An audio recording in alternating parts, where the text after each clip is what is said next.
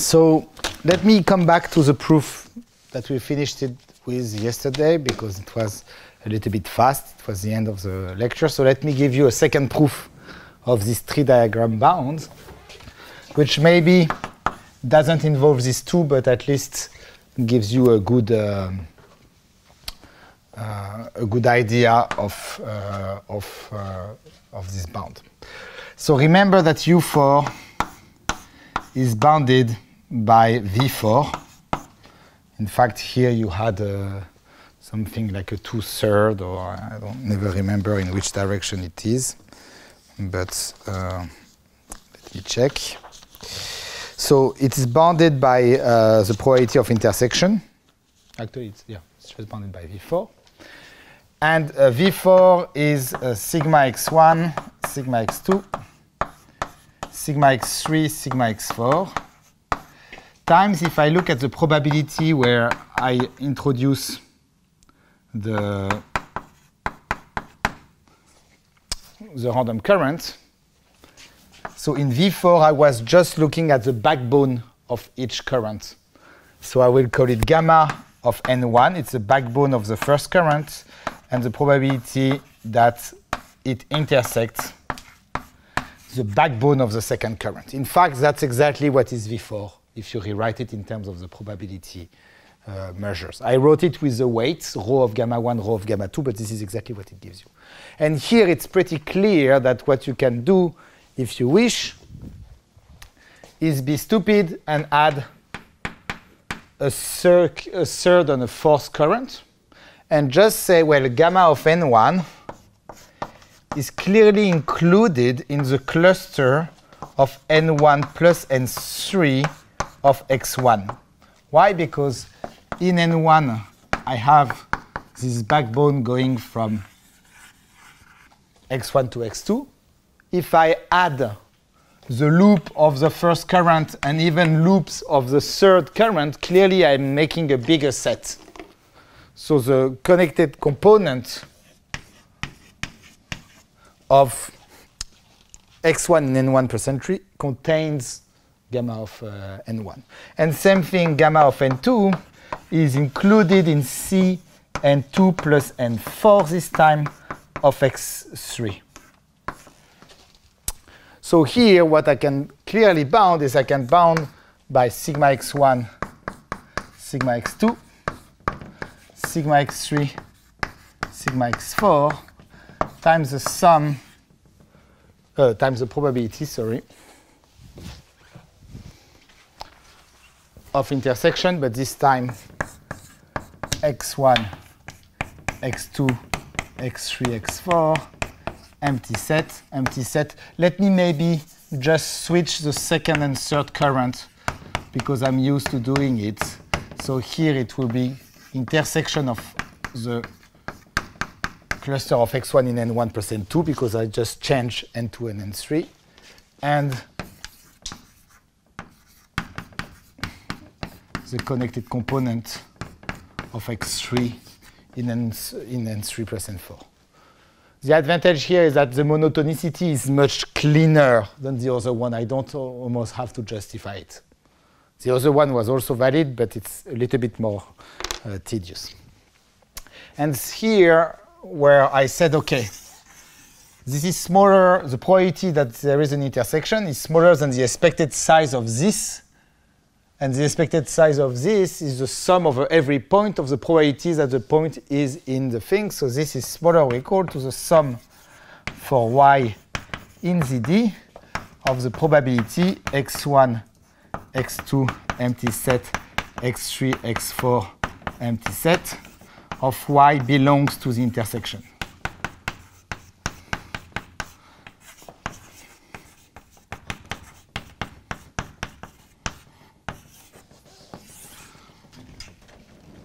And that's here that I use the trick. So now I'm basically exactly doing the same end as last week, but yesterday, but I'm just kind of redoing it once. So now I'm using that this, so what depends on the first two coordinates, is independent of what depends on the second coordinates, and that this is just y belongs to this and y belongs to that. So it's a product I mean, it's the probability of the intersection of two independent events. So this is just equal to the sum where now I look only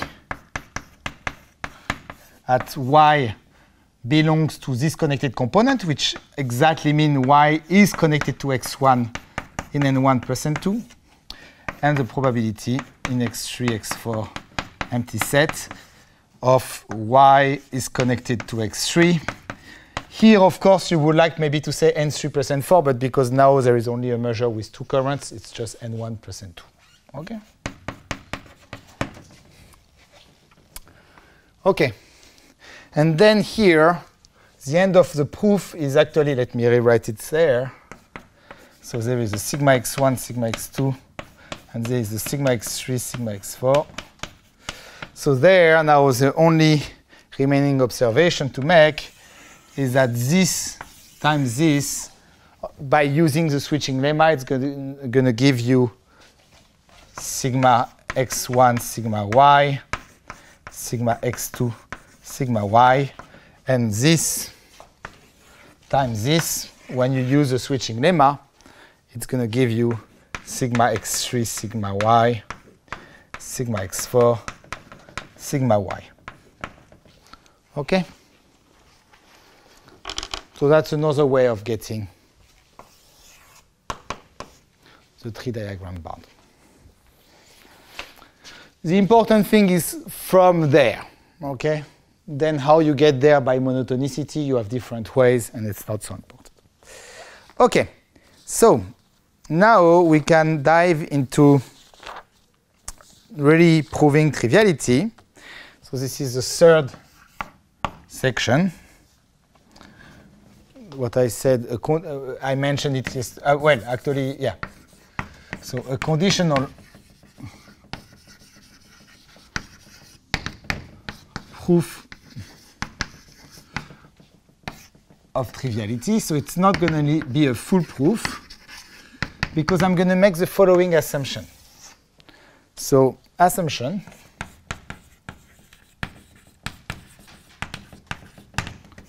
I'm going to assume that there exists eta and two constants.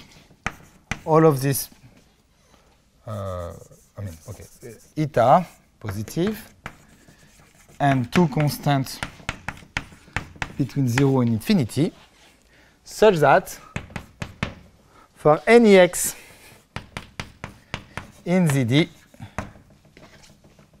C over x to the d minus 2 plus eta is smaller than sigma 0, sigma x beta C, and it's larger, smaller, sorry, of x to the 2 plus eta.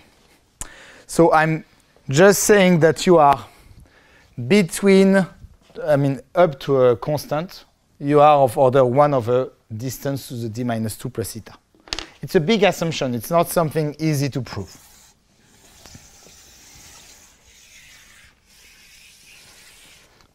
Why is eta necessary here, or should it need to be 0? Yes. So what is the prediction? Just the prediction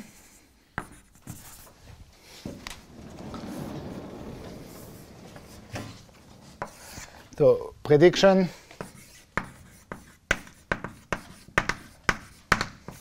is that eta is equal to 0.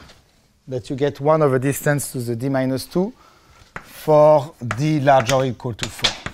It's non-zero for d smaller, for d equals 3 and 2, but it's equal to 4 in these dimensions. If you have a reflection positive interaction,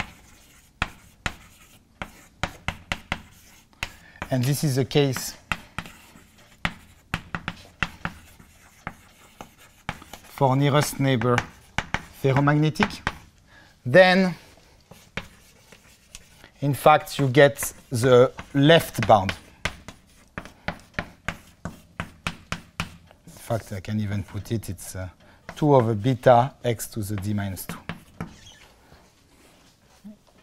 No, I mean, no, let me put C because, I mean, it's 2 over beta times the green function, so you get something like that. So you get an upper bound like that for nearest neighbor. And in fact, the proof that I will present with additional complications, it works under this assumption.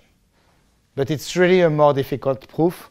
So I prefer to be making this assumption, and then things are going to be much, much cleaner. Okay? If you want the details, well, the paper is online, and I'm not responsible for all the suffering that you will have to go through. I mean, I'm kind of responsible, but...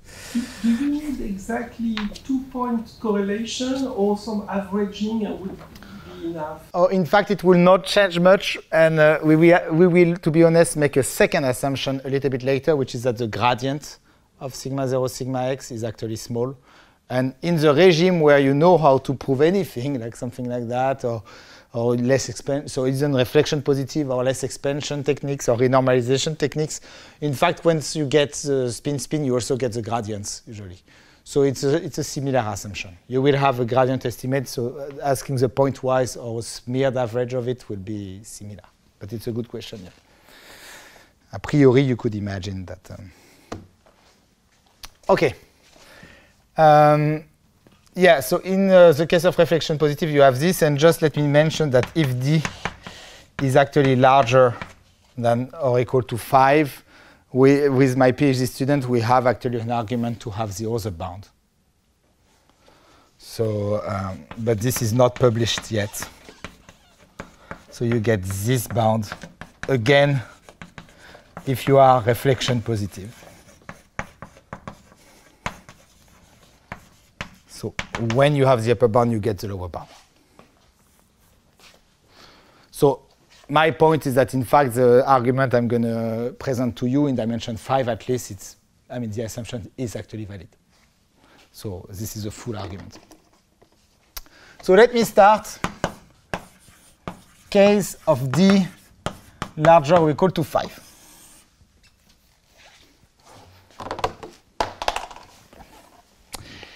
OK. So let me try to...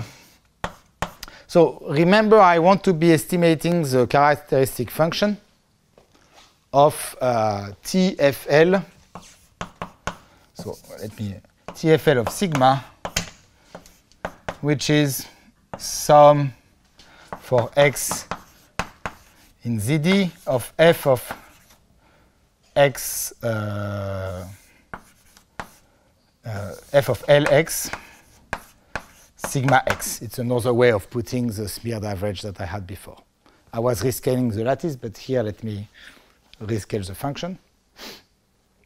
And here normally you have a sigma L square root.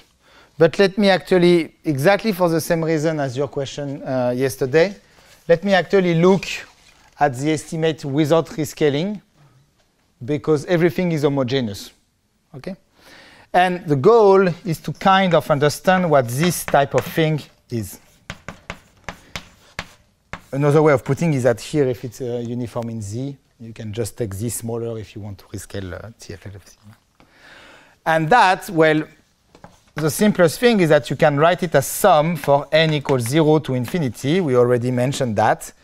Z to the 2n over 2n factorial times TFL of sigma to the power 2n. Here I only keep the even because it's actually simple to see. I mean, you should have zero average. That you have zero average as soon as the power is odd. So my point is that we need to understand this TFL of sigma to the power 2n in terms of, well, TFN of sigma squared. So more precisely, we want to be understanding this. Remember, this is the number of pairings of 2n integers. So this is truly the type of things that we want to be estimating. And that, well, if you expand, you get the following. So I'm not going to do it, but if you use, so I think it was, well, I think it was, that's a good question. If you look at the two endpoint correlation, so maybe it was 2.12 or 2.11. Sorry, maybe it was a proposition. So when you expand this thing, you use the expression of sigma 1, sigma 2n in terms of g2n of x1, x2n, what you would get from the Wick law. And you subtract, so the whole thing in g2n will exactly cancel with that, and you only have the error term. And remember, the error term was the sum of I, j, k, l of u4 times g2n minus 4. When you resum g2n minus 4, you will actually end up with that.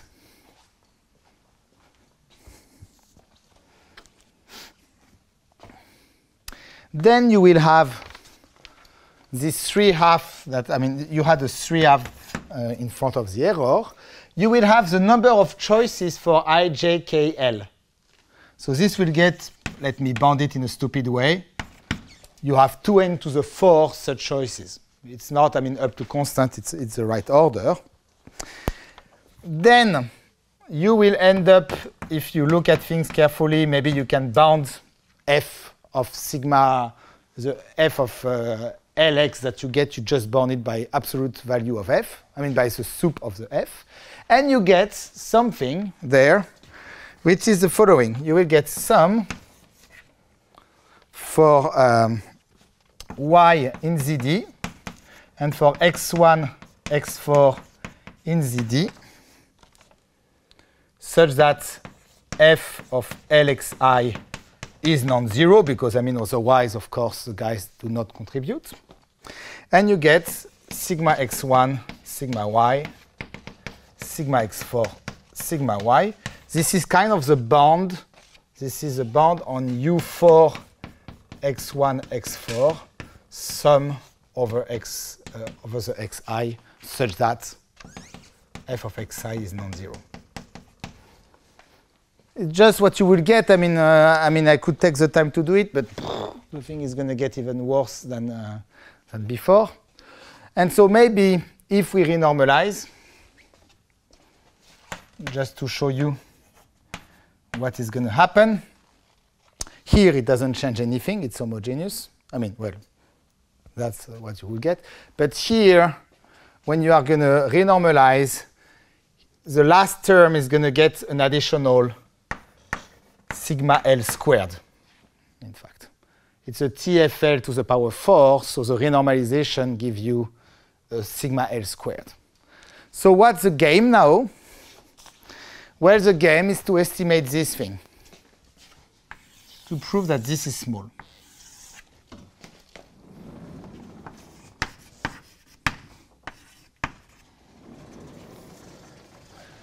By the way, when you resum on everybody, so if you plug here and you resum on everybody, you exactly see that this term, let's call it SLF, this term is exactly the error term that you get in front of the, so when you resum, let me do the resummation.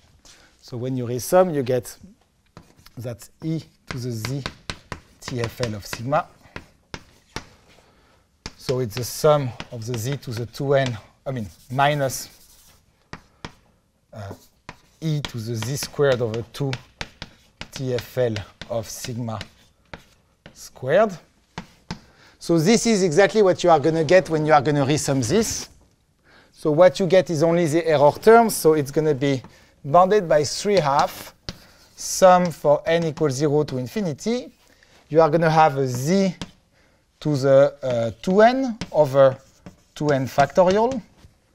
You are going to have a 2n to the power 4, a f to the power 4, exactly a TFL of sigma to the power 2n minus 4, and this SLF. right? It's very good because if you ignore this term, and here if you put -4 and you write z to the 4, so if these terms, you make them go out, what you just recognize here, sum from n equals 0, z to the 2n minus 4, this is roughly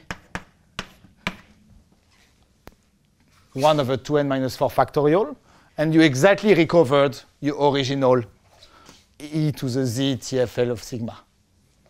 So overall, you get 3/2 here, or you get a small constant, but I mean, okay, so you get constant SLF z to the 4, f to the 4, and you get e to the z TFL sigma again.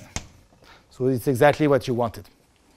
I mean, it's almost exactly what you wanted. Can I ask a question? Yes, of course. This estimate, is it assumed that f is always non-negative? Because if it came somewhere positive, somewhere negative, then... Yeah, but you are doing it in the right direction, right? You are using the triangular inequality, so you can bound it by absolute value of f every single time.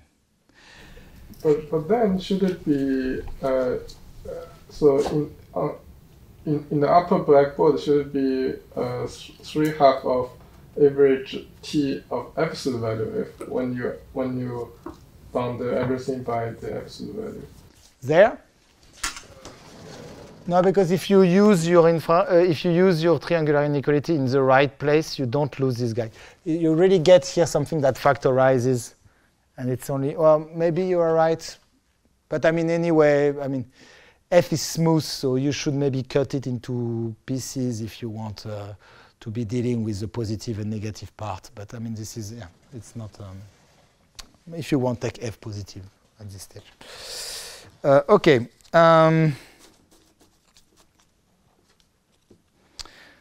Very good. So we need now to be dealing with this S of LF.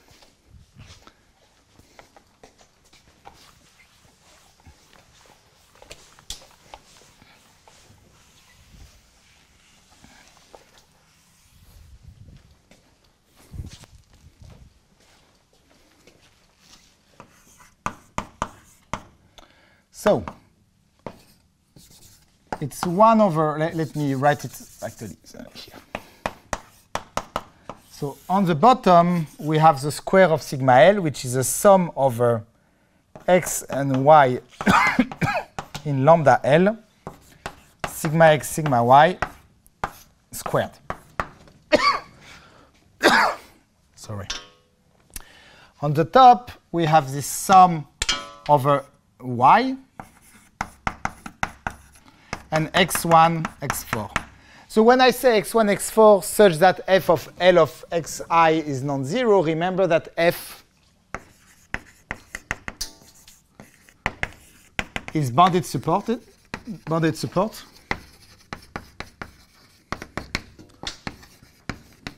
Then let's say it vanishes outside lambda c, the box of size c for some constant. So here I just mean that these guys are actually in the box of size c times L. And I get sigma x1, sigma y, sigma x4, sigma y. Okay?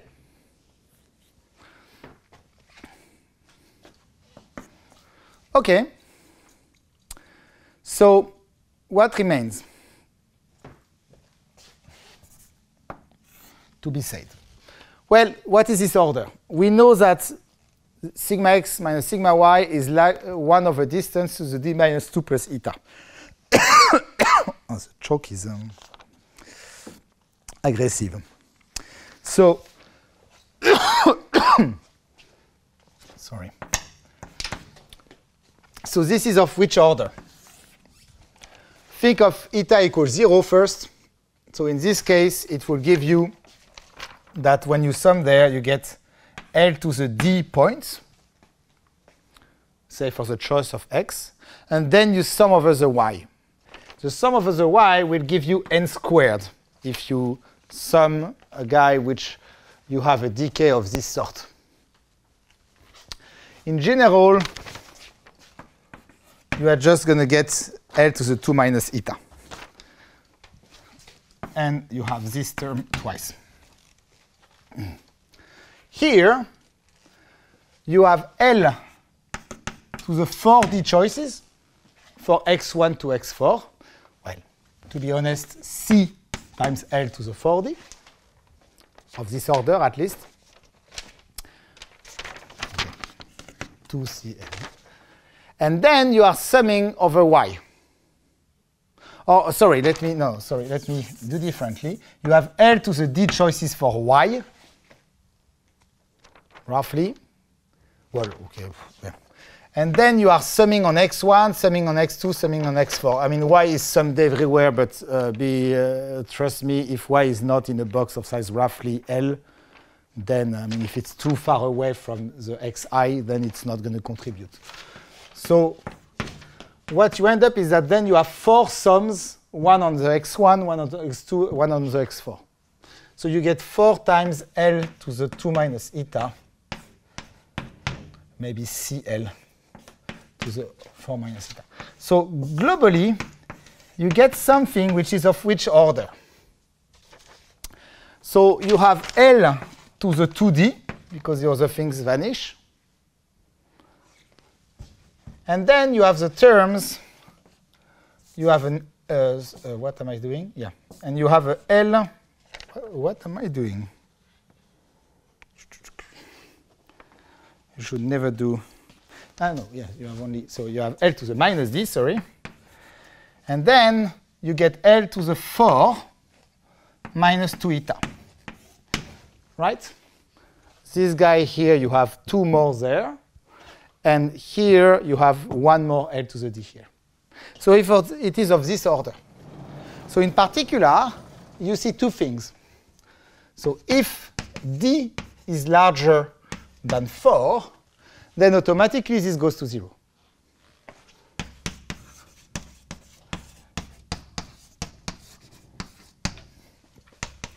If D equals 4, in fact, things almost do not collapse. Then if eta is strictly positive, then it works again.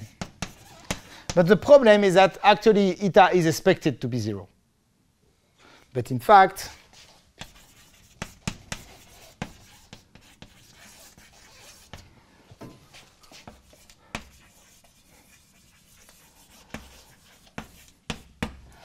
eta should be 0. So for 4 dimension, using the tree diagram bound is inconclusive. You don't get something out of it. Okay? Well, what are we going to do then? So this was for so tree diagram bound.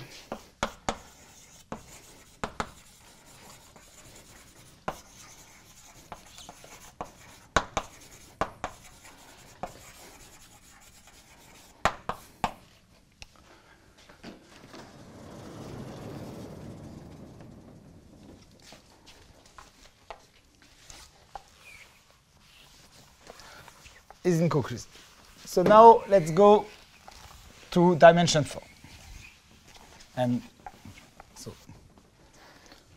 maybe I should have called this one case of D larger or equal to 5, or D equal 4 and eta strictly positive. And now I'm going to go to the case D equal 4 and eta equals 0, which is actually the true case. So 3.2,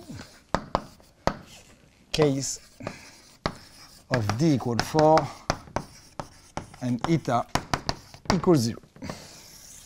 So there, SLF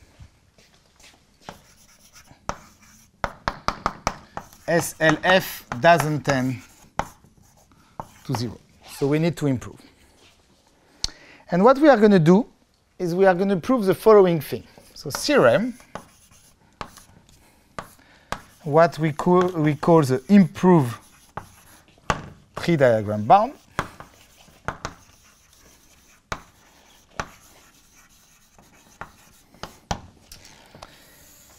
And that says the following. It says that U4 of x1, x4 is bounded by twice again the sum for y in ZD of sigma x1, sigma y, sigma x4, sigma y. But I'm going to add something here, is that I'm going to say there exists a small constant c such that here I can add what we call the bubble. Well, let me define two constants c and small c, like that. It will be easier later on. It's called the bubble L of beta c, where two things. The xi are at mutual distances at least L of each other.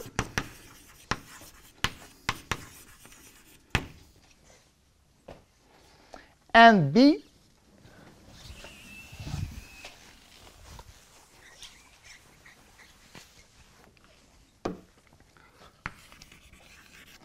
BL of beta in general is what? It's the sum for x in lambda L of sigma 0 sigma x squared. It's B for bubble. Is what we call is a bubble diagram. Is a bubble. Why? Because diagrammatically it corresponds to summing over x square of the spin.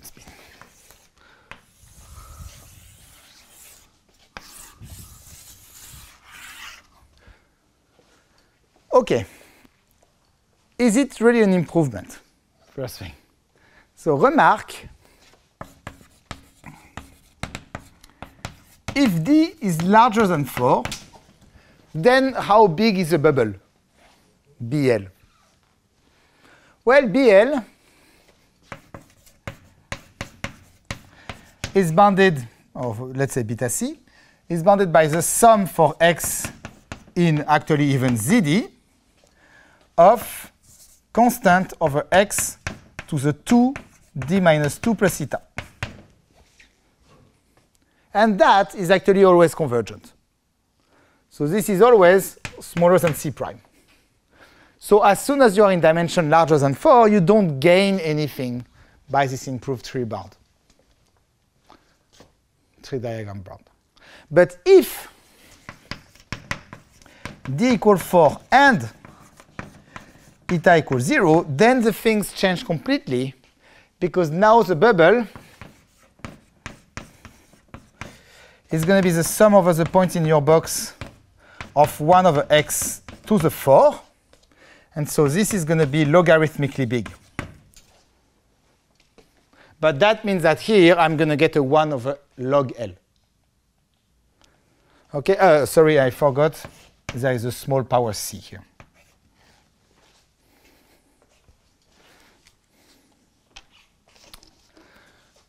So in this case, you win, and in fact, as soon as you plug this improved bound in the estimates, you are done.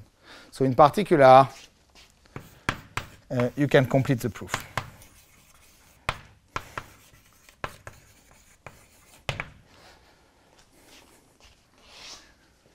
Okay.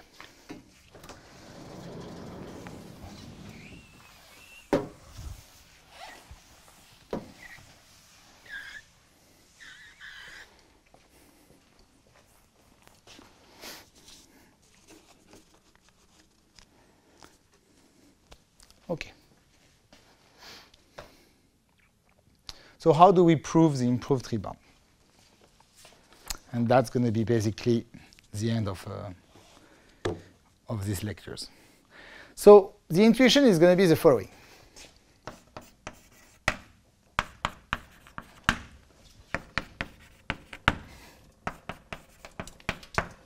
So up to now, we interpreted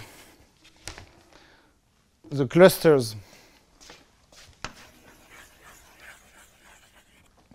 C n1 plus n2 of x1 and C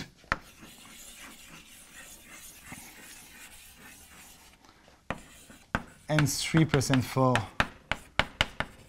of x3, we interpreted those as random walks in some sense. And in dimension 5 and more, it's good we don't have anything to do. But here, we are going to need to dive a little bit more in the geometry of those things. Because what is the reason why, if you look at random walks, you can prove that the random walks do not intersect? Well, the reason is that if you look at the expected number of intersections in random walk, you are going to get something exactly of the order, actually, of the tree diagram bound. It's not even an inequality. It's actually up to constant the truth. So you get order 1 expected number of intersection.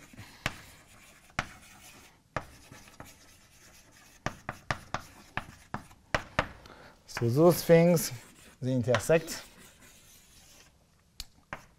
But the thing is that if you have an intersection, in fact, you can prove the following for random walk. And maybe I will come back to this later because it's going to be clear where you can deduce what I'm saying.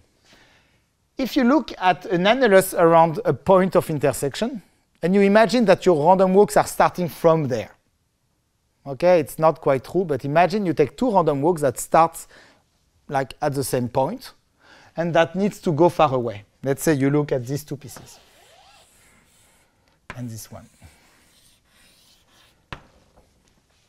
In any annulus, not dyadic annulus, but annulus of size, ratio between the outside and the inside that grows, and in fact the outside should be a power of the inside.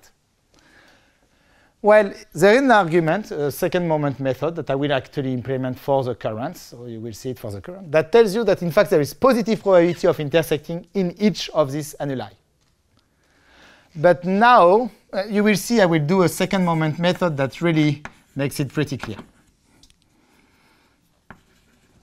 So you have positive probability for each annulus of the form L squared of reintersecting. But how many annuli like that can I put in a concentric fashion? I can put log L of them, log capital L.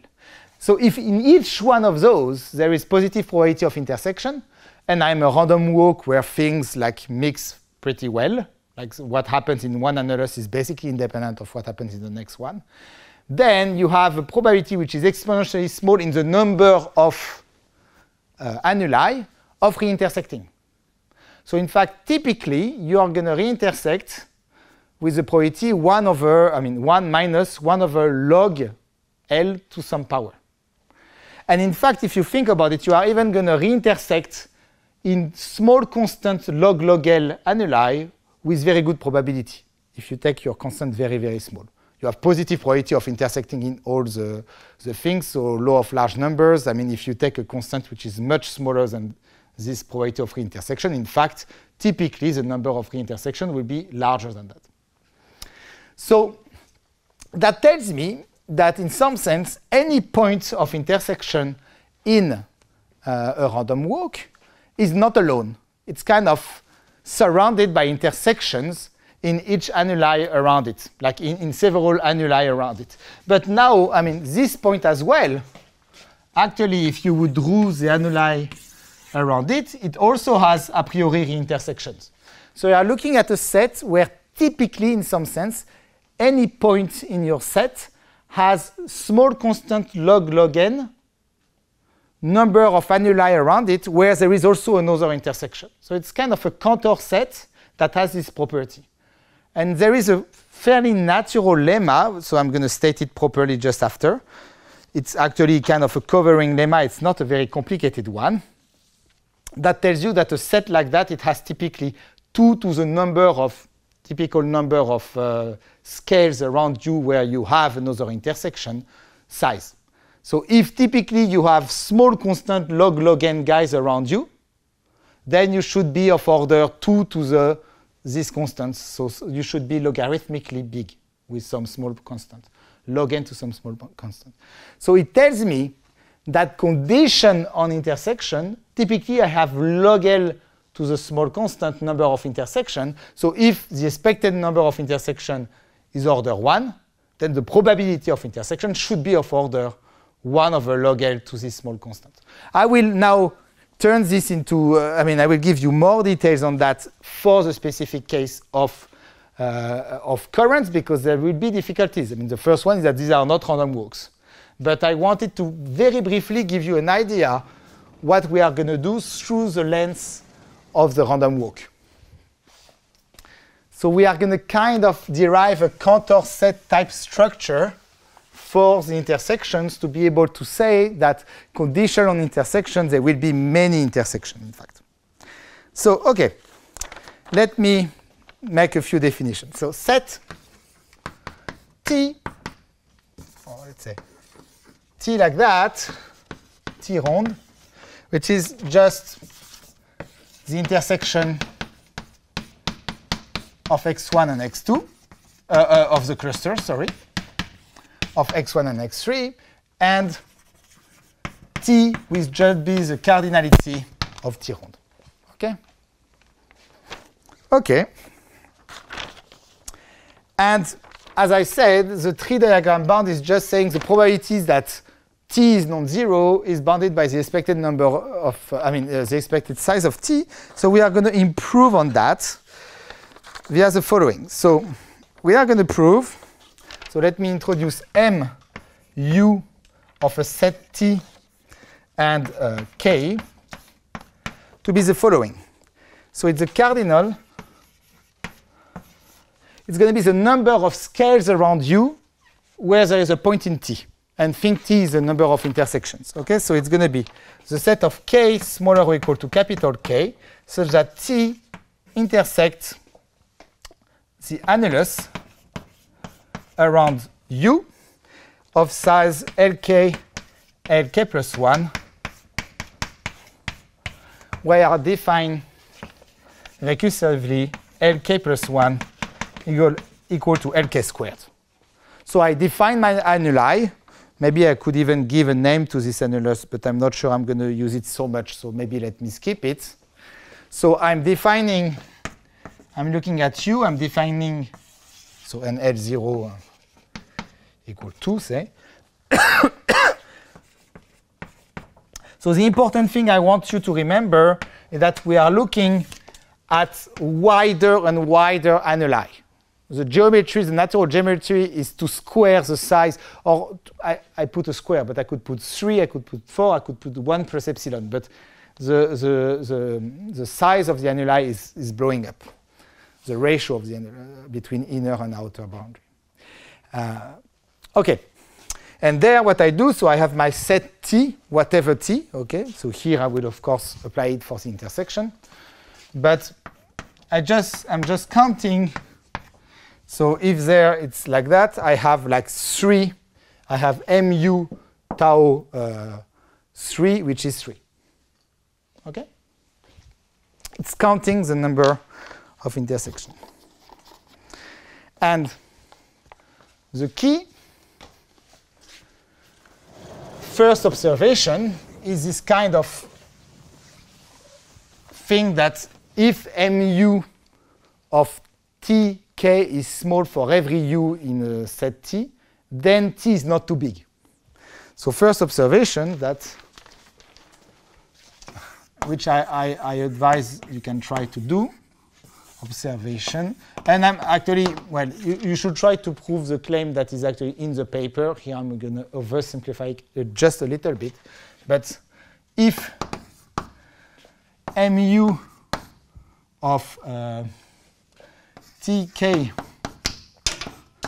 is smaller than delta k for every u in T, then T is smaller than 2 to the delta k.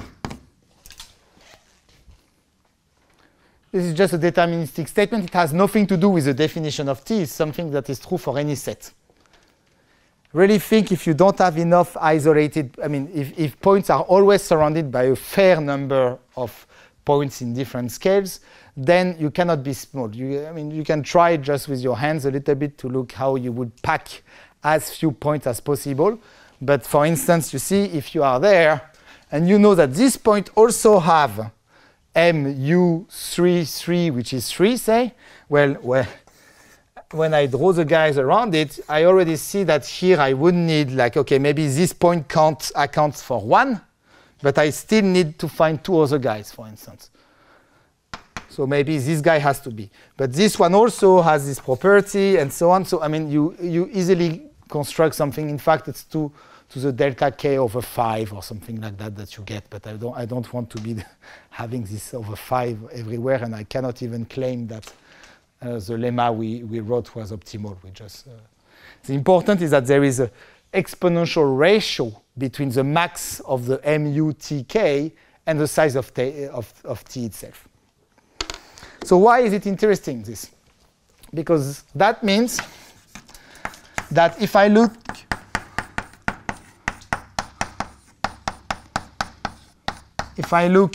at the probability that t is between, well, that was t, sorry. T is between 0 and 2 to the delta k. If I look at this quantity, then it is bounded by the sum for u in t, I mean in ZD, of the probability x1, x2, empty set, x3, x4, empty set, of u belongs to t, and mu tk is smaller than delta k. If I believe this, then I need to have that.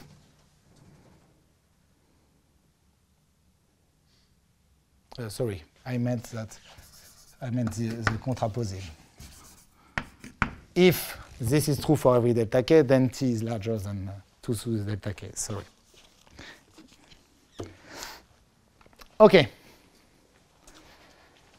So why is it good? Because if I retake now my tree diagram bounds, I mean the step just before my tree diagram bound. So or maybe let me first say, so assume that I can prove the following proposition. It's 2 point something, where I drop the dependent proposition. Let's say that I can prove to you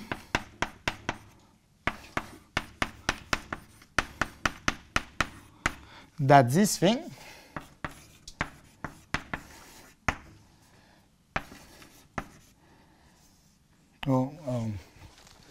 let me add one sentence here. So this u belongs to t means u is connected to x1 and u is connected to x3, so I can use the switching lemma. Maybe let me use the switching lemma first. So it's going to be the sum for u in ZD, and you are going to have the following. You are going to have sigma x1 sigma u, sigma x4 sigma u, sigma x1 sigma x2, sigma x3 sigma x4, drop this, times the probability x1u, x2u, x3u, x4u of mu tk smaller than delta k. Let me write it like that because it's going to be simpler later on. So now assume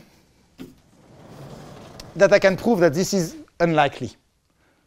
For random walk, I kind of justify that by saying each scale has a positive probability to have an intersection and things are independent. So imagine, and this is going to be the core of the proof, that I can prove proposition that for any x1, x4 not in lambda, let's say L, lambda n, then P x1 0, x2 0, x3 0, x4 0. I'm just recentering U, but I mean this is not a big loss of generality. M0 tk smaller than delta k, let's say I can also prove that this is smaller than 2 to the minus delta k for some small delta. Like it's exponentially costly in the number of scales to have way too few intersections. That is going to be the difficult part. Okay? So I mean, if you feel like this is not completely obvious, it's normal. This is the difficult part. But assume you have that. And let's go back to the tree diagram bound, the proof of the tree diagram bound. So when we were getting back there,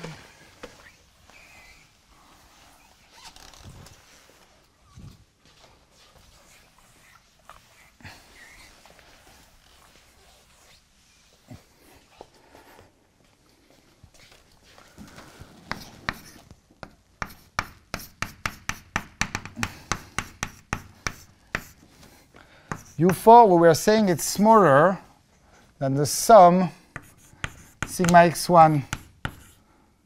I mean, it was smaller than 2, sum sigma x1, sigma x2, sigma x3, sigma x4. And we had probability x1, x2, empty set, x3, x4, empty set. And here, what was it? It was just t larger than 0, right? There is an intersection. Well, divide this in 2. This is definitely smaller than probability x1, x2, empty set, x3, x4, empty set, of 0 smaller than t smaller than 2 to the delta k, plus the same probability, but of t larger than 2 to the delta k. Okay? But now the good thing with that is that if I look, say, at the second term, so it's 2 sigma x1, sigma x2, sigma x3, sigma x4 times the probability of this. Well, the spatial, I mean, the Markov inequality tells you t, a random variable larger than k, I mean, than c, is smaller than the expectation of this random variable divided by c. So here I get immediately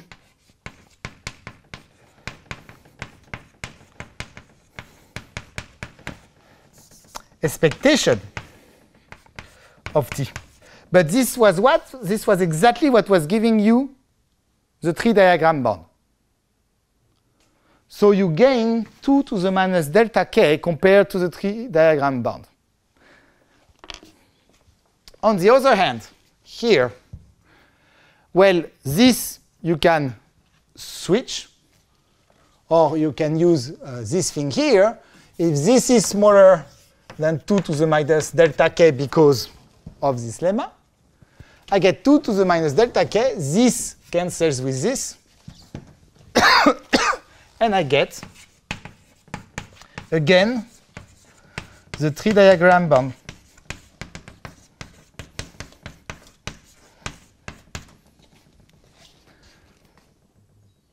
Now, what is k in our case? The LK are growing like powers. We said that then k is log of kind of the mutual distance between the points. So then you get something like 1 over log L to some power, but log L is exactly the bubble. So you end up with the bubble.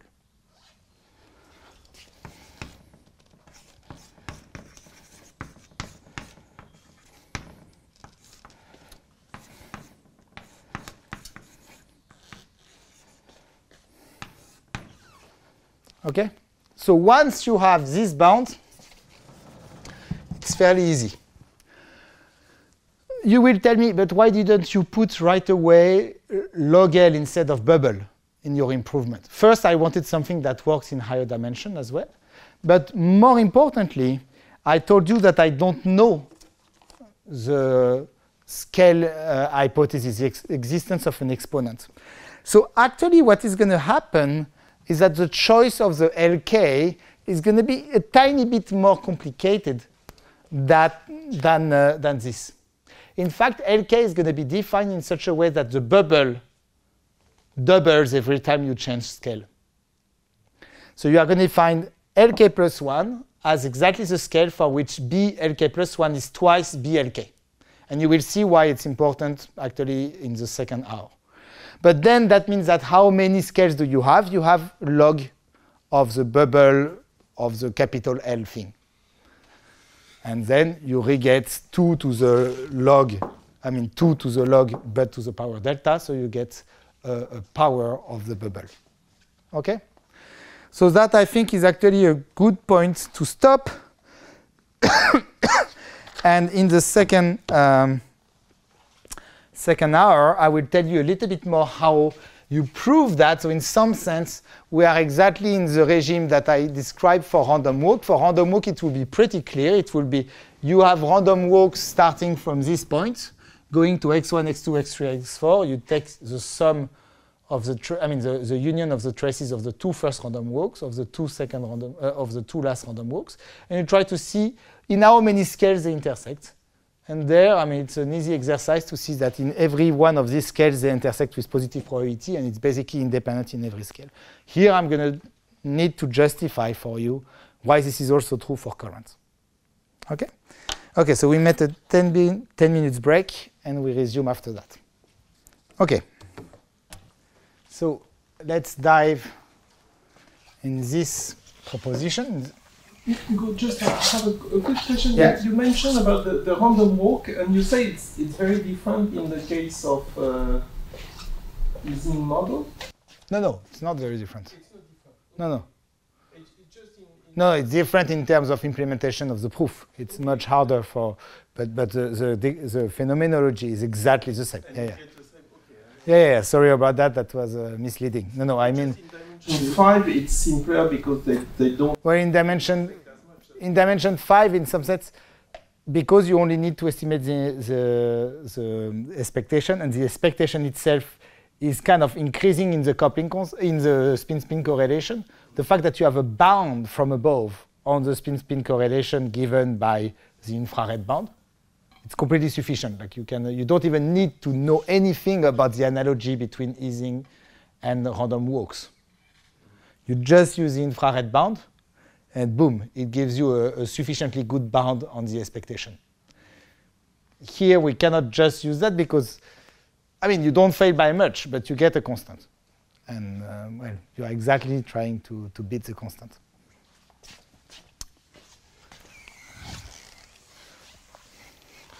So I'm not going to prove entirely this because I don't want to be rushing too much on the end, and also because there are a bunch of small things happening in the story that makes it a little bit more complicated. But let me say that I'm going to divide in 2 kind of cases, 2 ingredients. The first ingredient is going to be to prove that currents they intersect in the annulus between Lk and Lk plus 1 with positive probability. That's going to be the first ingredient. Okay? So in each annulus, there is a positive probability of intersection. The second ingredient is going to be that for any like I smaller than k, what happens in lambda Li minus 1 is roughly independent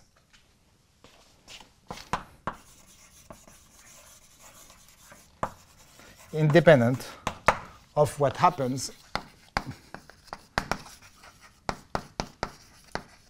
outside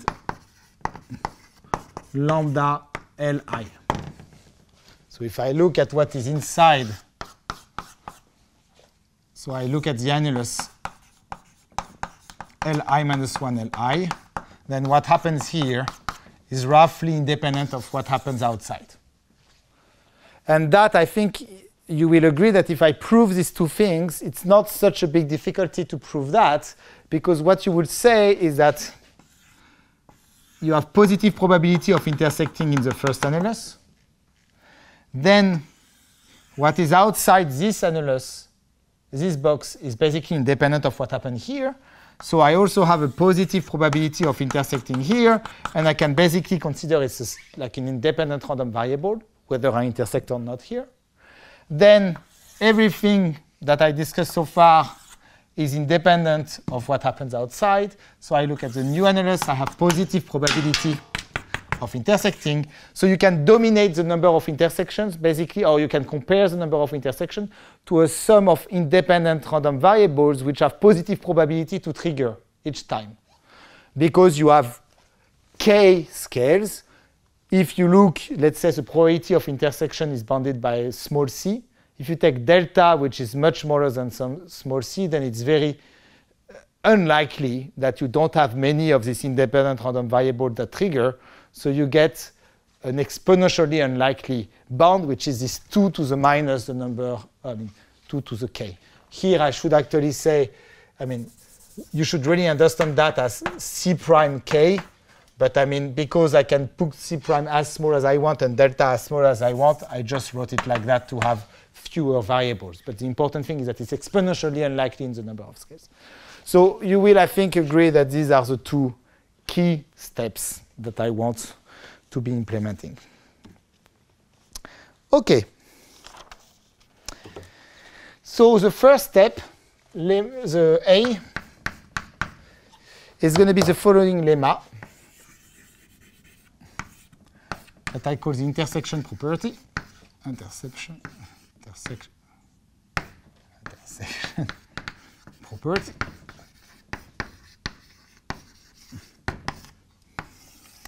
And it says the following. Here, if I take x1 up to x4, which is not in lambda L squared, or in 2 lambda L squared, then probability, if I put x1 0, x2 0, x3 0, x4 0, that T intersected with the annulus L squared, the probability that this is non-empty is positive.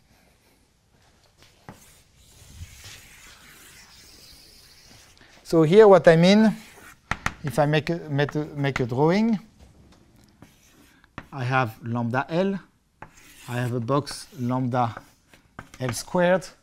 I take points that are outside the box of size 2L squared. In fact, you could put it in box of size L squared. It's not a big difference. So you take 4 points, 1, 2, 3, 4. And now you look at the random current. So actually, it's the sum of 2 random currents. That goes from 0 to x1 and x2. Sum of 2, that goes like that. The probability that they intersect in this annulus here is positive. Okay, so you have to be very careful when you say 2 random walks do not intersect in 4 dimensions. You mean when you put them roughly at distance L of each other. If you start to put some of the endpoints close to each other, then they start intersecting. And here it's kind of quantifying the thing. It's saying, in fact, you could actually start the points here not putting always 0. You could put any y1, y2, y3, y4 in the box of size L. It will be true, in fact. So it's exactly the scale that you need to start intersecting. And by the way, I'm going to immediately tell you that, in fact, if you remove even this pass, and you take only 2 guys, and sourceless, it's also true. And in fact, it's not very difficult to believe that it's simpler. The probability, it's harder, sorry.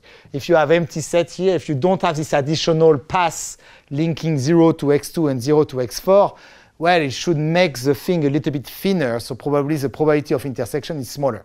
But in fact, it's still true that they intersect, and I'm going to use that. I'm going to look at it in this regime. Okay, so how do we prove that? You are going to see it's very elementary, in fact. But again, it's maybe one of these miracles of the random current.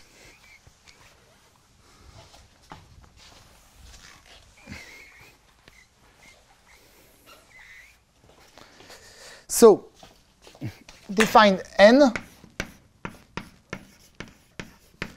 to be the cardinality of t intersected with the annulus. Okay, it's a random variable because t is random. And I'm going to use the second moment method. So this is something for physicists, for mathematicians, it's completely straightforward.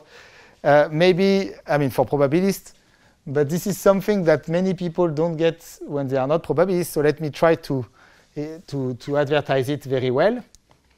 I mean, very well as possible. What is the second moment method? It's something completely straightforward. It's Cauchy-Schwarz. The probability that n is positive is always larger or equal to expectation of n, and this is true whatever the random variable and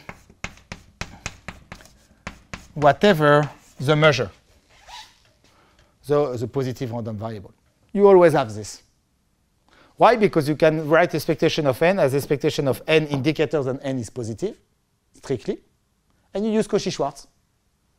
So it's smaller than expectation of n squared, times expectation of indicator of n strictly positive squared, but this is just expectation of n strictly positive, so it's just probability of n is positive. But this is very useful, actually, stupid inequality. I mean, as usual with Cauchy-Schwarz, it's not very deep, but it's extremely useful. Because what does it tell you? It tells you that if you manage to prove that the expectation of n and the expectation of n squared are connected by what you get naturally, which is that expectation of n squared is not much bigger than expectation of n squared, then you get positive probability that n is positive. Okay? And that's a very useful way of estimating the probability that certain events are positive. You want to be just estimating the expectation and the expectation squared. Okay, let's go for it. Expectation. So x1, 0, empty set. x2, 0, empty set of n. What do I get? I get the sum for y in the annulus of the probability x1, 0, empty set of y is connected to 0 in n1 plus n2. Right? It's, I mean, t was, yeah, t is the intersection, well, it disappeared. T is the intersection, I mean, x, it's the cluster of x1 in n1 plus n2. But x1 is automatically connected to 0, so it's a cluster of 0 in n1 plus n2. And it's also, to be in the intersection, it should also be in the cluster of x3, or if you want in the cluster of 0, in the two last currents.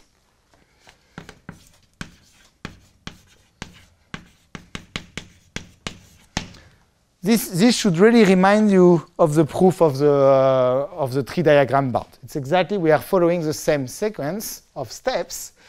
And here,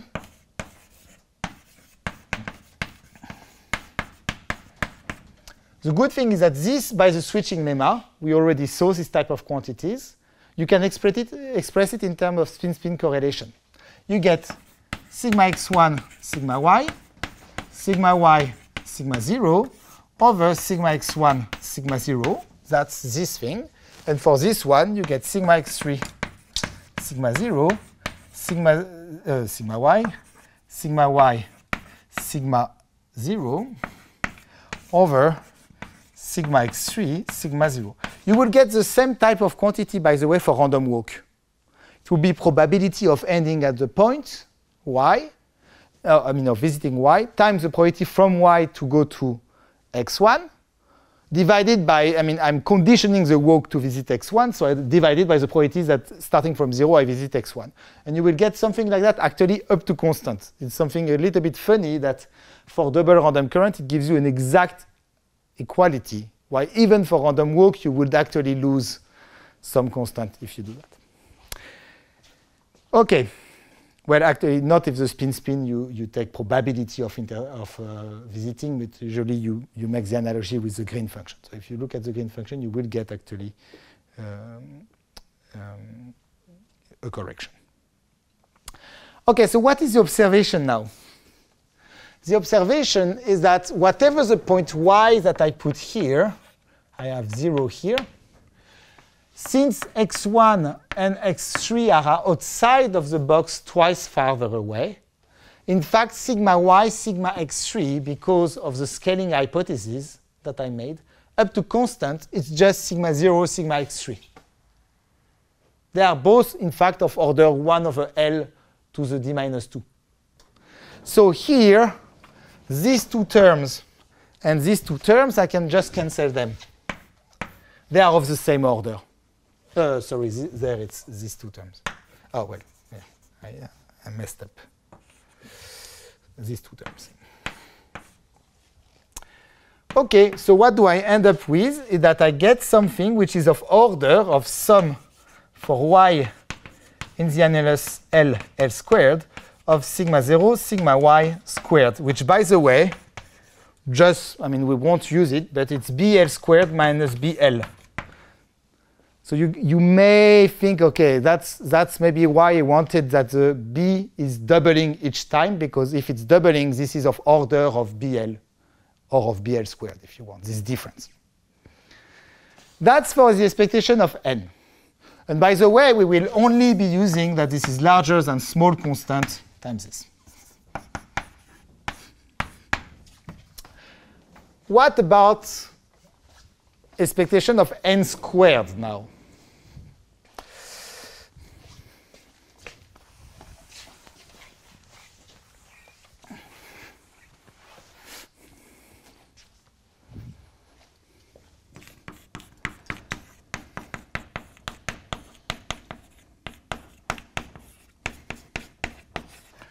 Well, this is sum of y and z in my annulus of the probability 0x1 empty set of y and z are connected to 0 in n1 plus n2 times the probability 0x3 empty set of y and z are connected to 0 in n1 plus n2.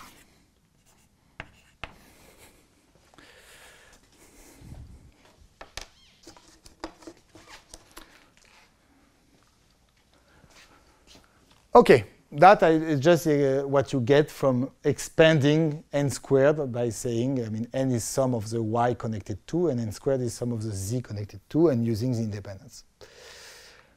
So here, for random walk, what will happen?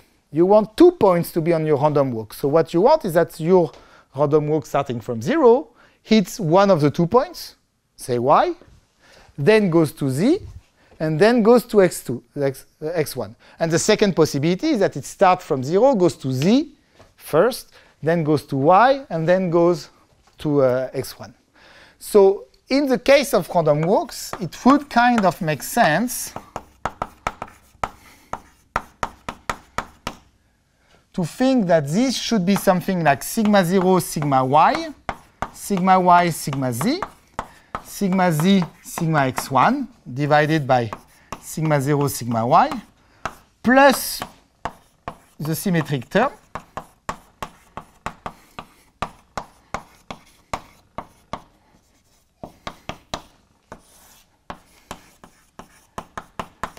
times the same thing for the second thing. That would be the intuitive thing for random walk. Well, it happens that this is also true for random currents. You can actually prove that this is bounded by this. And in the case of, I mean, one thing that may be reassuring is that I told you these backbones, for instance, they look like rather safe avoiding walk type objects. Well, safe-forwarding walk could also satisfy a bound like that. If you want a safe-forwarding walk to be passing through 2 points, it needs to visit 1. Then it needs to be a safe-forwarding walk to the other one in the depleted thing, in fact, so it's even harder for it. And then from the second point to x1 in the depleted thing from the 2 first paths. So here, the things are helping you. It's exactly, I mean, having the path before is reducing your weight. So it's actually going in the right direction. And it's exactly what makes this thing work, also in this context. Because we had, as I said, for instance, the weight of the backbones were satisfying the right thing. And in fact, even for double random current, it's still satisfying the right thing. So you get this. And now you can play the same game. First, notice that here there is a symmetry between y and z. So I can just put a 2 here and forget that. And I'm going to get also here 2 terms. So if I put a 4, then I only get 1 term and 1 term in each sum. That's a parenthesis. It's still good. Then I exactly observe as before, z is in my box. This is not x. This is x1, sorry.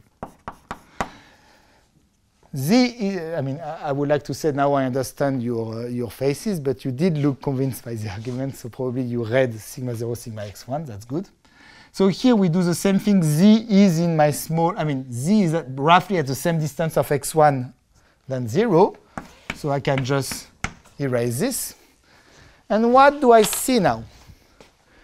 If I fix y, here I'm summing on z. So I'm getting basically, so I have sigma y, sigma z, and here I will also have now, if I tune it here, I will have sigma 0, sigma y, sigma z. So I get the square of sigma y, sigma z that I sum on z. So I get roughly the bubble. In fact, to be honest, not in L squared, because the distance between y and z could be 2 L squared. You may have 1 point here and 1 point here. So in fact, you should have 2 L squared, but let's ignore this because, I mean, things works well, actually. And then you are left with sigma 0, sigma y to sum on y. You get another bubble. But since all the guys are of order log of the increments, you get that here I'm going to write it like that. This is C1 BL squared. So you get that expectation of n squared is bounded. Let me put like that. It's bounded by constant BL squared, which is smaller than this thing. So it's C over C1 expectation of n squared, and I should put a square here. So I'm bounded the second moment of my variable by constant times the first moment squared. Well, that's good. It's exactly what tells me that this is larger than C1 squared over capital C. OK?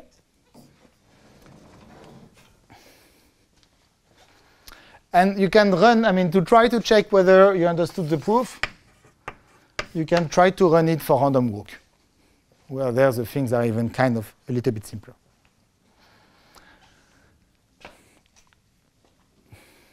So that's for the, in fact, the trick here that you will not get in general for like safe-forwarding walk or things like that is not so much the bound of the second moment in terms of the first moment squared. It's, I mean, it's not the upper bound, sorry, on the second moment. It's more the lower bound on the first moment, which is not easy to get. But it happens that for double random current, it's made that you can estimate it as an equality. If you take, if here, instead of looking at 0 connected to y in the sum of two currents, if I would have chosen the backbone only. I mean, why, you know, do we deal with this this sum of two currents? Imagine I was just saying I have a backbone from 0 to x1 and I want it to go through y. This bound would be perfectly fine. The second moment will be bounding by the bubble.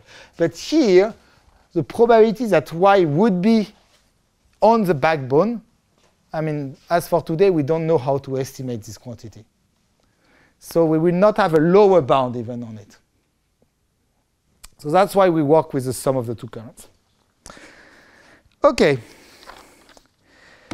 So the second ingredient of the proof, which I'm going to write here,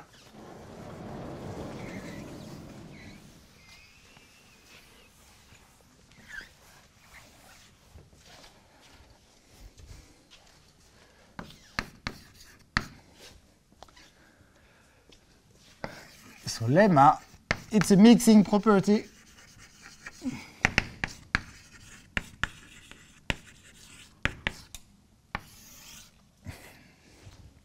And it says the following: let A and B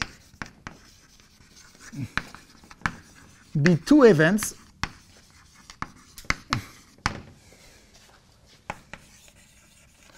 that depend respectively on what happens in lambda L for A and what happens outside lambda capital L for B, where I have L smaller than capital L. Then, for any xy which is not in lambda capital L, I have the following. If I look at P0x, so now I'm going to take only one current, P0x of A intersected with B, and I compare it with the product, so what I would get if things were independent. Then I claim this is larger than smaller than capital constant over log L over L to some small constant. So it's small. In particular, you see, if you take here small l to be, capital L to be small l squared, you get something like constant over log L. And the other thing, because you may wonder why there is a y here, is that there is some kind of independence in where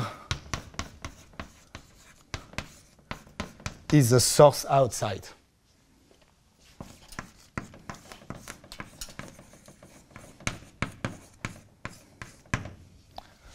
That's the lemma.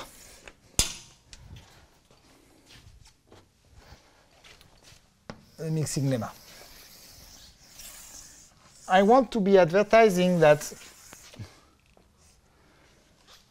such mixings are kind of difficult. If you look, for instance, at percolation, for people who know a little bit more about percolation, this would be the equivalent to saying that if you take a critical percolation for which you expect there is no infinite connected component, but imagine you build what we call an incipient infinite cluster. Imagine you condition 0 to be connected to infinity. It's a 0 probability event, but actually you have ways of defining that. Then it's kind of saying that, so you have percolation where everything is independent, but you made this kind of path from 0 to infinity. Well, in this case, we don't know how to prove that between different places things are independent.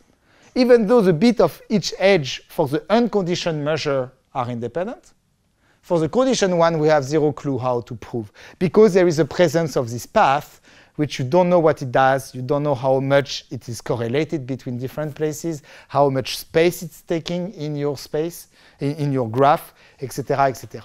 Here,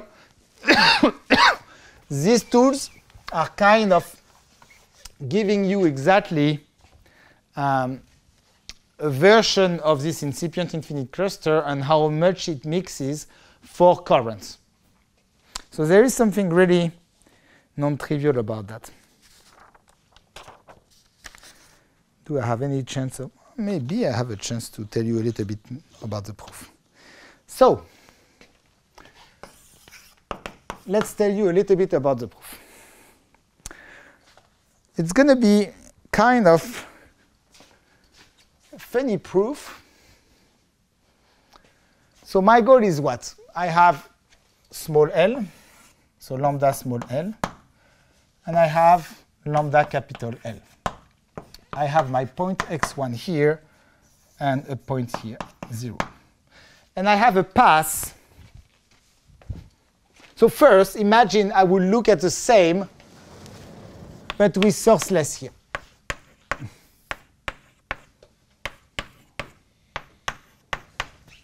In this case, there will be no path that is forced by sources to cross, in some sense, the annulus, to maybe convey correlations between the inner side and the outer side. So in this case, it's actually quite easy to prove continuity, to prove mixing. But the difficulty is really that we have a path that is forced by sources there, and maybe what happens here, what happens for our event A, is kind of impacting forever the shape of what the red path does. And maybe it's going to kind of therefore impact what happens here. Okay? So how do we do? The idea is going to be to split the path, to say, well, in fact, maybe I managed to decorrelate, to cut the path in two, and to have one path going from 0 to a point here in an intermediary side, and a point from there to the outside. If I manage to do that, maybe, you see, now if I look at A in the red path, okay, the point is not there. But if I believe in the second thing that it doesn't depend much on the position of the point outside, the probability that A occurs when the source is here or where the source is here should be roughly the same.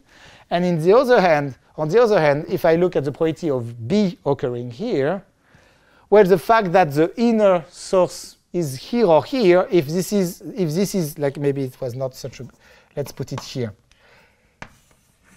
If the ratio between this and this is small enough, then basically being there or there is not a big change for the other part. So the goal is going to be to try to decompose like that. And we are going to do that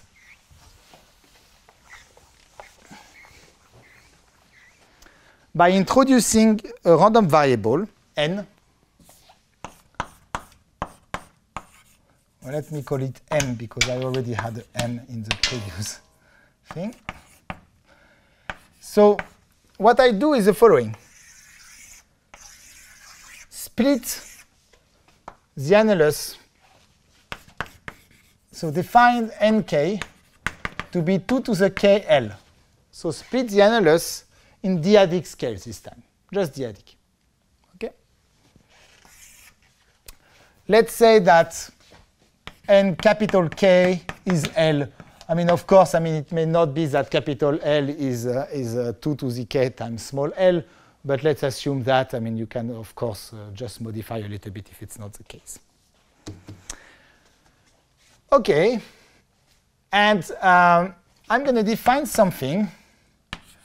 And the important thing to keep in mind with this is that it's something that I want to think as being almost 1.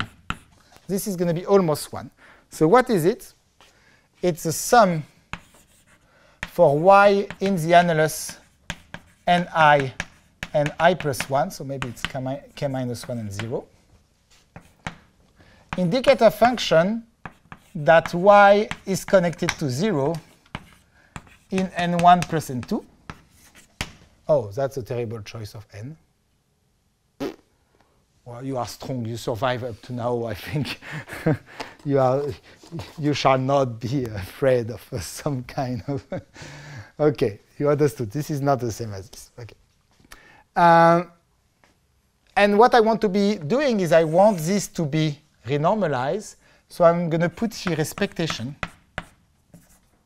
0x1 empty set of sum for y in my annulus and I plus 1 of indicator function of y connected to 0 in n1 plus n2. Notice one thing with this construction that looks maybe weird. What it is doing. What is expectation of m?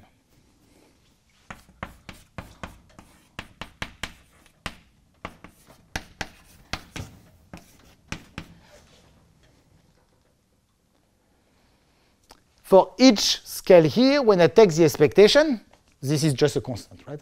So it's just expectation of that divided by expectation of that. But I mean, the renormalization is such that this is exactly 1. I sum over k scales, I get k. I divide by k, I get 1. When in fact, it's a computation. It's not pleasant computation, but you can actually check that m squared is actually also 1. It's not exactly 1. This would mean that m is equal to 1. But it's 1 plus big O of 1 over k. So it's almost 1. What does it mean? It means that the random variable m itself is almost 1. It's built in such a way that it's an approximation of identity, if you want. It's almost 1. So this tells you that expectation 0x empty set of m minus 1 squared, if you want. So this is expectation of m squared minus 2 expectation of m plus 1. If everything is close to 1, I get that this is big O of 1 over k. So it means that really m with good probability is very close to 1. What did we do? Imagine that you have independent random variables. You are just saying, OK, I have random variable xi. Let's put them all to be of mean 1, for instance. Well, if you take some of the xi and you divide by k, you are going to get almost 1. It's the law of large numbers. Here, it's kind of a version where things are correlated, so you need to prove something here. It's not for free. But if you manage to prove that the second moment is close to this, it's fine. And the reason why you will manage to prove it's close from this is that these variables, if you look in different annuli, if you think about it, the second moment is going to be what? It's going to be y and z are connected to 0. But remember our inequality here. Y and z connected to 0 means basically that 0 should be visiting y, then z, and then go to infinity. Now, if y and z are not in the same annuli, if they are far away, one is much closer to 0 than the other one, right? But then, what do you want to do as a random walker? You are not going to visit z, which is far away, to come back to y, to then go to infinity. This is like catastrophic. You will go to z, then go to y, go to z, and then go to infinity. But going to z to y is exactly going to give you something which will be roughly probability 1. Then going to z will be exactly, because you start from y, which is kind of close to 0, you will be able to compare it to probabilities that 0 is going to z. And therefore, like that, you make exactly the second moment. You make exactly the first moment squared appear, but the first moment was 1, so in fact, you get 1. Of course, there is a little bit of error each time, because saying that, for instance, you could go to z first, then go back to y, then go to infinity. That's what is going to be encountered in this term, but that's basically what you get. So it's a computation. I don't like so much computation, so for me it's an unpleasant one. Maybe people will enjoy it, but that works. So now let me tell you what you do with it once you have proved this thing. Why is it good in some sense? It's good because I can kind of just include m almost for free in front of my probability of A intersected with B. So look at that. Let's say you look at 0x. So normally you want to be looking at A intersected with B. But let me, all right, I think now you will not be surprised anymore by anything I'm doing. I could be surprising you, but we are on video, so let's not do that. You can add a second current for free and just put N1. I didn't change anything. I just added a ghost second current that does nothing. But the good thing here is that this, by the first step, it's going to actually be equal to expectation 0x empty set of indicator function that N1 belongs to A intersected with B times capital M. And the only error I'm making is when capital M is not close enough to 1. So I'm going to have plus big O of actually square root k if you are careful, and let's be careful. You get a bound like that just by using this thing. OK. But why is it good? Because now here, this is just the sum over y in my annulus. So sum of y in the middle. You have a coefficient for y, which is this. Let me write it. Let's call it this thing here. Is a coefficient. Let's call it alpha. By the way, it depends on y and on x1. Okay, to be honest, this quantity here depends on y and x1.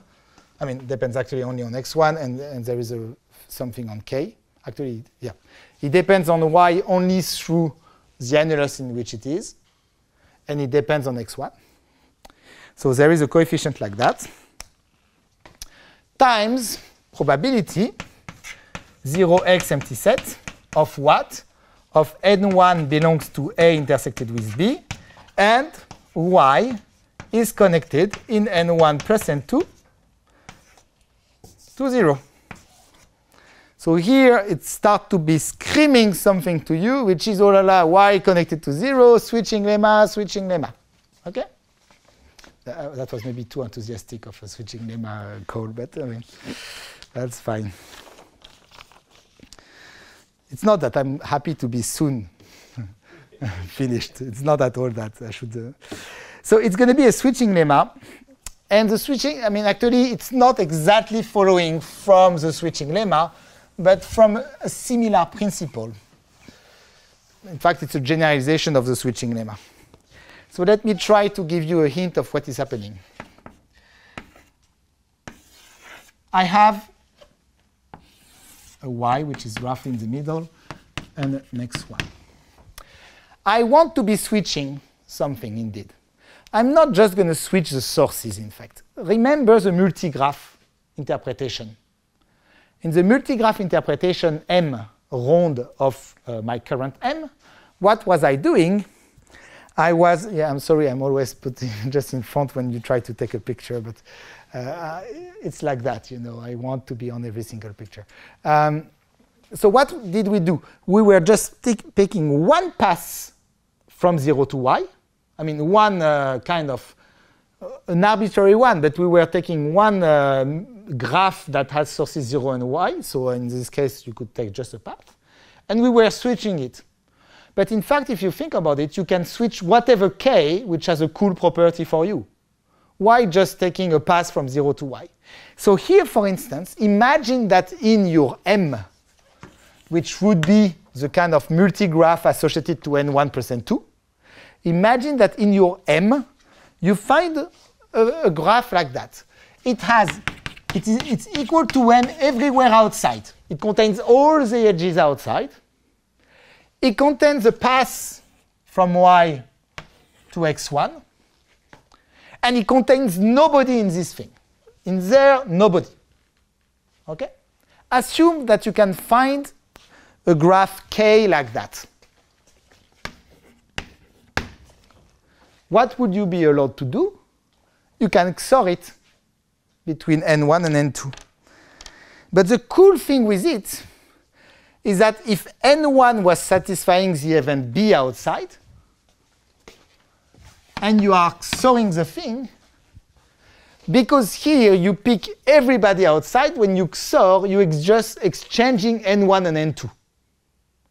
So what this is going to mean is that now, instead of having n1 in B, you will have n2 in B by doing this XORing.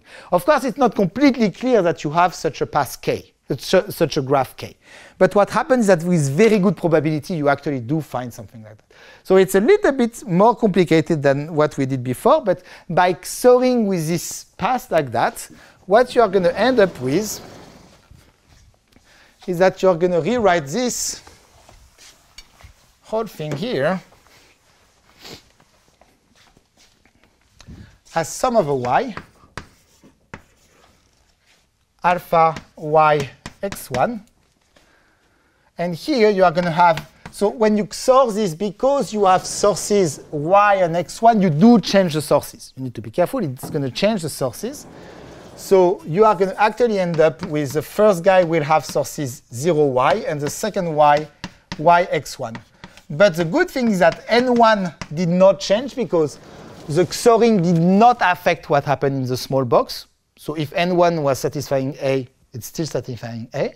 But outside, I'm just doing the complement because I'm XORing with the complete, like the whole graph.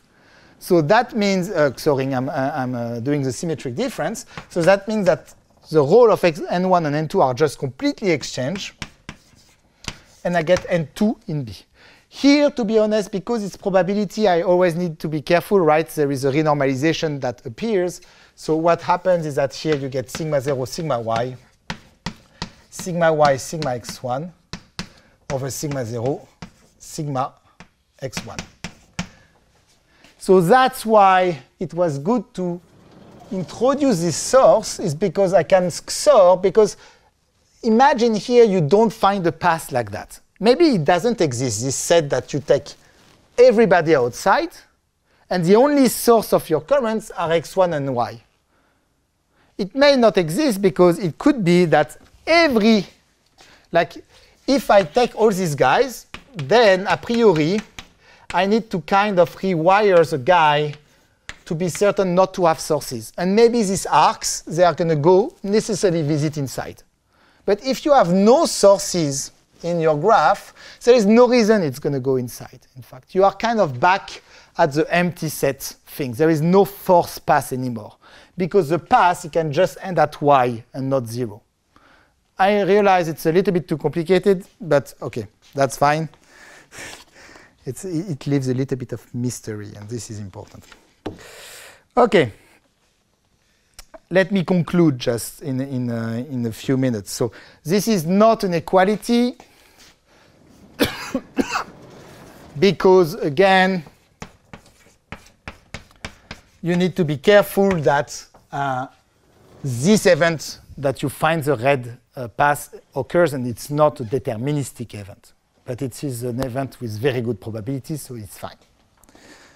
In fact, much smaller than 1 over square root k. It's definitely not where the mistakes are going to come from. So eventually, you end up with that. The alpha y x1, by the way, if you look at it here, it's very explicit. It's 1 over k times this thing. And remember, this is just the sum over y in the annulus. And then you get probability 0x1 empty set of y connected to 0. We saw this thing 10,000 times. It's sigma 0, sigma y, sigma xi divided by sigma 0, sigma x1. So my point is that this alpha y, it's very explicit. And in particular, it depends almost not on the position of x1 because it's far. And the second thing is here as well, sigma y, sigma x1, and sigma 0, sigma x1. At least for y, which are not too close to the boundary, it's clearly almost the same guy. So again, this is also basically 1. So my point is that here, I'm going to simplify a little bit. And basically, you have a constant that depends only on y. OK? And here, of course, now I just factorize. So it's just p 0y of A, p yx1 of B. And again, we have 0. So what did I prove? I proved that the probability 0x, it's x actually, I don't know why there is x1 everywhere, of A intersected with B is equal to the sum over y in the annulus, roughly, of this thing. Well, there, actually concluding is just a matter of manipulation. First thing, imagine B is equal to omega to everybody. Then what is telling you is that, I mean, this is probability of A. It's equal to sum over y, probability, I mean, beta y, probability 0y of A. And here, well, it's 1, probability yx of B, because I took the whole space. So what do I see appearing here? This term doesn't depend on x anymore. So that tells you the second quantity. There is no dependence in the second thing. Of course, no dependence up to the 1 over square root k. And of course, I kind of lied when I told you that beta y was not depending on x. But actually, the error is can be included in that. It's not a big deal. OK. Second thing, you can take A to be equal to omega. And that gives you something else. It gives you that probability of B is the sum of a y of beta y probability xy of B. I mean yx of B plus big O of 1 over square root k. So that looks a little bit less interesting. But now, when I replug here, what do I get? Imagine that I did that in few steps. Like now I don't just look at small l and capital L. I just cut and I prove this first between small l and capital L. I mean, say L times capital N over small n to a third, something like to a third. So something intermediary. And I just prove that there is no dependence in the outer source. Then if I start to do the argument between this scale, or let's say 1/2, and this scale, then there is no dependence for A in the position of Y for the probability. So here, these guys are all equal. They are equal to P, for instance, 0x of A. So what do I end up with here? I end up, maybe let me write it downstairs. I end up with probability 0x, so probability 0x of A intersected with B is probability 0x of A. Now I can just replace y by x. Now this is something I can get out, times sum of a y of beta y probability yx of B. But it's very good. This is exactly what I found here to be equal to P0x of B. So this second thing is just P0x of B. So the mere existence of this formula, maybe by doing in 2 steps, gives you actually the 2 inequalities there. And that gives you the mixing. Of course, the mixing should be much better than that. Why? Because this random variable should actually be very close to a sum of RID. And if it's a sum of RID, actually the concentration should be much better. So there should be a much better way by not looking at m squared, m minus 1 squared, but m minus 1 to a larger power, for instance. You should be able to improve and get much better than 1 over square root k. Unfortunately, there are a few technicalities that prevent us from doing that at the time. But I'm sure that somebody smarter than us will actually manage to get this. And there would be a nice application of this improvement in the thing. OK, well, thank you very much for having lasted 4 classes. And I hope I gave you a kind of idea of what happens. Of course, if you don't have the scale hypothesis, the existence of the exponent, then life is worse. But I mean, you know, that's the life of the mathematician in some sense, to have to deal with this. But at least the main ideas behind the things, these are still the same. It's just that technically it becomes much, much harder because you have to deal with much more complicated sums and estimates. Thank you very much for your attention.